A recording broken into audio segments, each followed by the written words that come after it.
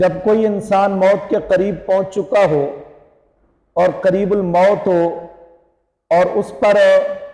موت کے بظاہر آثار نظر آ رہے ہوں تو اس کے پاس بیٹھ کر کیا پڑھنا چاہیے اور اس کو کن کلمات کی تلقین کرنی چاہیے؟ تو یہ مسلم شریف کے اندر ایک روایت ہے، حضرت ابو سعید خدری رضی اللہ تعالیٰ عنہ فرماتے ہیں کہ رسول اکرم صلی اللہ تعالیٰ علیہ وسلم نے فرمایا لقنوا موتاکم لا الہ الا اللہ، کہ تلقین کرو اپنے مردوں کو لا الہ الا اللہ پڑھنے کی، یعنی ان کے پاس بیٹھ کر لا الہ الا اللہ پڑھو تھوڑا سا اونچی آواز کے ساتھ، تاکہ وہ بھی لا الہ الا اللہ پڑھنا شروع کر دے اور اسی بات اور لا الہ الا اللہ کی طرف اس آدمی کا دھیان لگ جائے جو قریب الموت ہو۔